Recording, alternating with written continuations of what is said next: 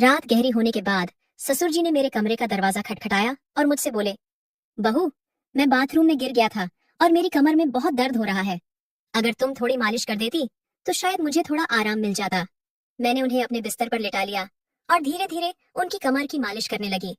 पर इसके बाद जो हुआ उसकी आप कल्पना भी नहीं कर सकते, क्योंकि इसके बाद मेरी पूरी जिंदगी बिखर गई थी। हेलो दोस्तों, आज की इस अनोखी कहानी में आप सभी का स्वागत है। मेरी शादी के 5 महीने बाद ही मेरे पति का देहांत हो गया था और मेरी जिंदगी में ग्रहण लग गया था। मेरे पिताजी ने बड़ी मुश्किल से मेरी शादी करवाई थी, लेकिन 5 महीने के अंदर ही मैं फिर से अपने मायके वापस आ गई थी। मेरे मायके में मेरी माँ नहीं थी। जब मैं 10 साल की थी तभी मेरी माँ का देहांत हो गया था। इसलिए मुझे बहुत डर लगता था कि अगर पिताजी मुझसे कुछ कहेंगे तो मैं किसके आंचल में अपना मुंह छुपाऊंगी। माँ की मौत के बाद पिताजी ने दूसरी शादी कर ली थी और मेरी सौतेली माँ मुझसे बहुत नफरत करती थी, इसलिए मुझे और भी ज्यादा डर लग रहा था। मेरी सौतेली माँ अक्सर मुझे ताने देती थी कि पहले अपनी माँ को खा गई और फिर अपने पति को भी खा गई। अब यहाँ क्या लेने आई है? क्या हमें भी बर्बाद करके छोड़ेगी? ये सब ताने मुझसे बर्दाश्त नहीं होते थे, पर मैं और कर भी क्या सकती थी। मेरी जिंदगी ऐसे ही गुजर रही थी। फिर अचानक एक दिन मेरे ससुर जी हमारे घर आए और उन्होंने मेरे पिताजी से कहा कि वो मुझे फिर से अपने घर ले जाना चाहते हैं। मेरी सौतेली माँ ने तुरंत ही हाँ कर दिया, लेकिन मेरे पिताजी ने कहा, अब आपका बेटा इस दुनिया में नहीं है तो आप मेरी बेटी को क्यों ले जाना चाहते हैं? इस पर मेरी सौतेली माँ ने मेरे पिताजी से बहस करना शुरू कर दी और कहा, इसमें इतना सोचने की क्या बात है? वो अगर कह रहे हैं कि वो प्रिया को ले जाना चाहते हैं तो उन्हें ले जाने दीजिए ना।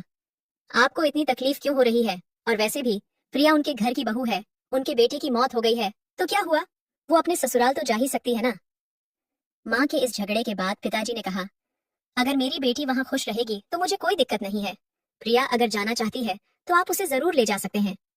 मेरे ससुर जी ने मेरी तरफ देखा और कहा, चलो कपड़े वगैरह लेकर आओ। मैंने भी सोचा कि यहाँ रहकर सौतेली माँ के ताने सुनने से अच्छा है कि अपने ससुराल जाकर सुकून से रहूं। मैं ससुर जी के साथ वापस ससुराल आ गई थी। यहाँ पहुंचने के बाद मैं अपने कपड़े बदल रही थी कि तभी मेरे ससुर जी मेरे कमरे में आ गए और बोले, बहू, एक कप चाय बना लाओ। मैंने जल्दी से अपने कपड़े ठीक किए और रसोई में जाकर चाय बनाने लगी और चाय बनाकर ससुर जी को दे दी। चाय पीते हुए उन्होंने मुझसे कहा, प्रिया, तुम्हें पता है इस घर में मैं बिल्कुल अकेला हूँ। मेरा बेटा मेरी इकलौती संतान थी और तुम्हारी सास भी गुजर गई है। मैं इसीलिए तुम्हें यहाँ लेकर आया हूँ ताकि मुझे इस घर में अकेला न लगे। मैंने कहा, पिताजी, आप बिल्कुल चिंता मत करें, मैं भी तो आपकी बेटी की तरह हूँ। मैं हमेशा आपके साथ रहूंगी। फिर ससुर बोले, मुझे पता है कि तुम मेरे साथ रहोगी, क्योंकि तुम्हारी सौतेली माँ तुम्हें मायके में कभी शांति से नहीं रहने देगी। इसी तरह दिन गुजर रहे थे और हम दोनों एक दूसरे का सहारा बने हुए थे। 6 महीने बाद एक रात मैं अपने कमरे में सो रही थी कि तभी देर रात किसी ने मेरा दरवाजा खटखटाया। मुझे समझ आ गया था कि ये मेरे ससुर जी ही होंगे, क्योंकि इस घर में हम दोनों के अलावा कोई और नहीं था और आधी रात को कौन दरवाजा खटखटाएगा। मैंने सोचा कि शायद पिताजी को कुछ जरूरत होगी, तभी देर रात यहाँ आए हैं। दरवाजा खुलते ही मेरे ससुर जी ने मुझे पकड़ लिया और बोले, बहू, मैं बाथरूम में गिर गया था, मुझे बहुत दर्द हो रहा है। अगर तुम थोड़ी मालिश कर दो तो मुझे आराम मिल जाएगा। फिर मैंने उन्हें अपने बिस्तर पर ही लिटा लिया। मैंने उनकी मालिश करना शुरू कर दिया। कुछ देर तक मालिश करने के बाद मैंने नोटिस किया कि ससुर जी मुझे अजीब तरह से घूर रहे थे। ये देख के मैं थोड़ा सहम गई थी। तभी मैं बोली, ससुर जी, क्या हुआ? आपको किस जगह पर ज्यादा चोट लगी है? अगर आप कहो तो मैं डॉक्टर को बुला दूं। इस पर ससुर जी ने कहा कि नहीं बेटा, तुम बस मालिश कर दो, इससे ही आराम मिल रहा है। उनकी अजीब सी बातें सुनकर मुझे अब और भी अजीब लगने लग गया था। फिर मैं बोली, ससुर जी, आप यहीं मेरे कमरे में ही लेट जाइए। कमर में दर्द लेकर आप अपने कमरे तक कैसे जाएंगे? मैं आपके कमरे में जाकर सो जाती हूँ। मेरी बात सुनकर मेरे ससुर बोले, बेटा, तुम मुझे इस हालत में अकेला छोड़ के चली जाओगी? अगर रात को मुझे बाथरूम जाना पड़ा या अगर मुझे किसी और चीज की जरूरत पड़ी तो मैं क्या करूंगा? इससे बेहतर है कि तुम यहीं सो जाओ। कुछ समय बाद मेरे ससुर उठकर मेरे पास आए और बोले, बहू, मैं तुमसे कुछ कहना चाहता हूँ। अगर तुम मेरी बात मान जाओ तो ही मैं कहूंगा। उनकी इस बात से मेरा दिल और भी ज्यादा बेचैन हो गया था। मैं चिंतित होकर बोली, बोलिए पिताजी। ससुर जी थोड़ा हंसकर बोले, आज की रात मैं तुम्हारे साथ बिताना चाहता हूँ, क्योंकि अब अकेले अकेले अच्छा नहीं लगता है। मेरी पत्नी के मरने के बाद मैंने सोचा था कि फिर से शादी करूंगा, पर जब बेटे की भी मौत हो गई तो फिर मैंने शादी के बारे में सोचा ही नहीं। पर जब से तुम वापस आई हो तब से मैं तुम्हारे प्यार में दीवाना हो चुका हूँ। उनकी ये सारी बातें सुनकर मुझे बहुत असहज महसूस हुआ, लेकिन उनकी बात का विरोध करने की हिम्मत नहीं हुई। मैं अपने कमरे में ही सोफे पर लेट गई, लेकिन मुझे नींद नहीं आ रही थी क्योंकि मुझे बहुत डर लग रहा था। ससुर जी ने मुझसे कहा, बहू, मुझे लगता है मैंने तुमसे कुछ गलत नहीं कहा। मैं चाहता हूँ कि तुम मुझसे शादी कर लो ताकि हमारे रिश्ते को कोई गंदा नाम न दे। तभी मैं हक्का बक्का होकर बोली, ससुर जी, आप ये सब क्या कर रहे हैं? आप मेरे ससुर हो। ससुर का दर्जा पिता के समान होता है और आप मुझसे शादी की बात कर रहे हो। आप बोलने से पहले एक बार सोच तो लो कि आप क्या क्या बोले जा रहे हो। तभी मेरे ससुर बोले, देखो बहू, मैं मानता हूँ कि मैं कभी तुम्हारा ससुर था, लेकिन तुम्हारे पति को मरे हुए अब 1 साल हो चुका है। जब मेरा बेटा ही नहीं रहा तो हमारे बीच में ससुर और बहू का रिश्ता कहाँ बचा है? मैं भी अकेला हूँ और तुम भी अकेली हो। हम पति पत्नी बनकर जिंदगी भर एक दूसरे का साथ दे सकते हैं। उनकी ये बातें सुनकर मेरा मन विचलित हो गया था। मैं आगे और कुछ भी नहीं बोल पाई। एक और सौतेली माँ के अत्याचार और दूसरी तरफ ससुर जी का ये अजीब व्यवहार। मैं तो इन दोनों के बीच ही फंस गई थी। जैसे तैसे रात बीती और अगली सुबह मैं अपने ससुर जी की बातों पर सोच विचार करने लग गई। ससुर जी का प्रस्ताव मुझे असंभव लग रहा था, लेकिन वास्तविकता मुझे कुछ निर्णय लेने पर मजबूर कर रही थी।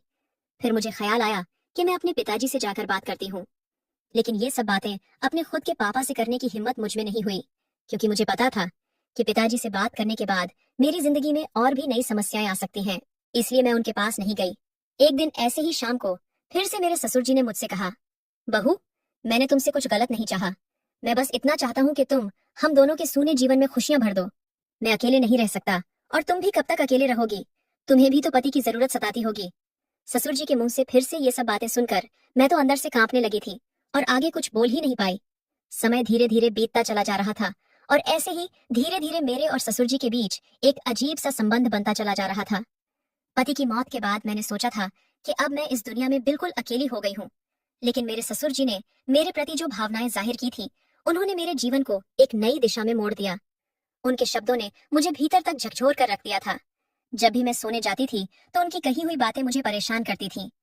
वह कहते थे कि मेरे साथ रहने से उन्हें अपने अकेलेपन का एहसास नहीं होता और वह चाहते थे कि हम दोनों एक नई जिंदगी की शुरुआत करें। उस रात की बातचीत के बाद मैंने खुद को बहुत असमंजस में पाया। मेरे मन में कई सवाल उठ रहे थे कि क्या ये करना सही होगा? क्या यह समाज के नियमों के खिलाफ नहीं जाएगा? लोग क्या कहेंगे कि पति के मरने के बाद अपने ही ससुर से शादी कर ली? लेकिन कहीं न कहीं मेरे दिल में ये बात भी थी कि शायद सच में मेरे ससुर अकेलेपन से जूझ रहे हैं। मैंने बहुत सोच विचार के बाद उनसे बात करने का फैसला किया। एक रात मैंने ससुर जी के दरवाजे की कुंडी खटखटाई। उन्होंने दरवाजा खोला और मुझे देखकर थोड़ा हैरान हुए। मैं उनके कमरे में गई और बोली, ससुर जी, मैं आपसे एक बहुत जरूरी बात करना चाहती हूँ। उन्होंने मुझे बैठने के लिए बोला और बड़ी गंभीरता से पूछा, क्या हुआ बहू, तुम इतनी रात गए क्यों आई हो? मैं थोड़ी हिम्मत जुटाते हुए बोली, ससुर जी, मैंने आपके प्रस्ताव के बारे में बहुत सोचा है। मैं समझती हूँ कि आप अकेलेपन से जूझ रहे हैं और एक साथी की जरूरत महसूस कर रहे हैं, लेकिन इस रिश्ते के लिए मेरी एक शर्त है कि हमारे बीच हमेशा प्यार और सम्मान का रिश्ता रहेगा। आप मुझे बेटी की तरह सम्मान देंगे और मैं आपको पिता की तरह आदर दूंगी। क्या आपको मेरी शर्त मंजूर है? उन्होंने मेरी बात को ध्यान से सुना और फिर कहा, मुझे तुम्हारी शर्त मंजूर है। मैं इस प्यार और सम्मान को हमेशा बनाए रखूंगा। उनकी यह बात सुनकर मेरे दिल का बोझ थोड़ा हल्का हो गया था। फिर कुछ दिनों के बाद हमने एक छोटे से समारोह में शादी कर ली। ये शादी समाज की नजर में असामान्य थी, लेकिन हमने अपनी स्थिति को स्वीकार कर लिया था। शादी के बाद के दिन मेरे लिए बेहद चुनौतीपूर्ण रहे। गांव ने लोगों ने तरह तरह की बातें करना शुरू कर दिया था। रिश्तेदारों ने भी हमसे दूरी बना ली थी, लेकिन हमने इन सब की परवाह किए बिना अपने जीवन में आगे बढ़ने का फैसला किया। हमारे रिश्ते में धीरे धीरे प्यार और समझ बढ़ने लगी थी। ससुराल में पहले जहां मैं खुद को असहज महसूस करती थी, अब वही घर मुझे अपना सा लगने लगा था। ससुर जी हर संभव प्रयास करते थे जिससे मैं खुश रहूं। उन्होंने मेरी हर छोटी बड़ी जरूरत का ख्याल रखा था और मेरी सारी ख्वाहिश पूरी करते थे। वह हर दिन मेरे लिए कुछ न कुछ खास करने की कोशिश करते थे। कभी मेरी पसंदीदा खाने की चीजें लाते थे तो कभी मेरे लिए नई नई साड़ियां लाते थे। धीरे धीरे मैंने उनके प्रति एक अलग तरह का आदर महसूस करना शुरू कर दिया था। हम दोनों ने मिलकर एक नई जिंदगी की शुरुआत की थी। ससुर जी अब मेरे जीवन का एक अभिन्न हिस्सा बन चुके थे और अब हमारे बीच का रिश्ता सिर्फ ससुर और बहू का नहीं रहा, बल्कि अब हम दो जिस्म और एक जान हो चुके थे। उन्होंने मेरी बंजर जिंदगी में बरसात की थी। उन्होंने मुझे फिर से हंसना सिखाया था, जीवन को एक नए नजरिए से देखना सिखाया था। शादी के कुछ महीनों बाद मैंने महसूस किया कि हमारे बीच का यह नया रिश्ता मुझे एक नई दिशा दे रहा है। हम दोनों ने साथ मिलकर कई मुश्किलों का सामना किया और हर बार एक दूसरे का साथ दिया। ससुर जी के साथ मेरे इस नए रिश्ते ने मुझे जीवन के कई नए पहलू दिखाए थे। उन्होंने मुझे यह एहसास दिलाया कि जीवन में अगर साथी सही हो तो कोई भी मुश्किल इतनी बड़ी नहीं होती कि उसे पार ना किया जा सके। समाज ने भी हमें बहुत खरी खोटी सुनाई थी, पर हमने किसी की बात पर गौर नहीं किया। हमारे रिश्ते में धीरे धीरे एक नए तरह का प्यार और सम्मान उभरने लगा। उनके साथ बिताए हर पल ने मुझे कुछ नया सिखाया और मुझे एहसास हुआ कि कभी कभी जीवन हमें ऐसे मोड़ पर ले आता है जहां हमें अपने फैसलों पर पुनर्विचार करना पड़ता है। आज मैं अपने ससुर जी के साथ एक नई जिंदगी जी रही हूँ और हमारे बीच का प्यार और सम्मान पहले से भी अधिक मजबूत हो गया है और वो मेरी जिंदगी के सबसे महत्वपूर्ण इंसान बन चुके हैं। कमेंट करके जरूर बताइएगा कि आपको ये कहानी कैसी लगी। अगर आपको ये कहानी पसंद आई हो तो इसे लाइक करें और अपने दोस्तों के साथ भी शेयर करें। आगे भी ऐसी रोमांचक कहानियों के लिए हमारे चैनल को सब्सक्राइब करें और बेल आइकन दबाना ना भूलें। सब अपना और अपने परिवार का ख्याल रखना। Thank you.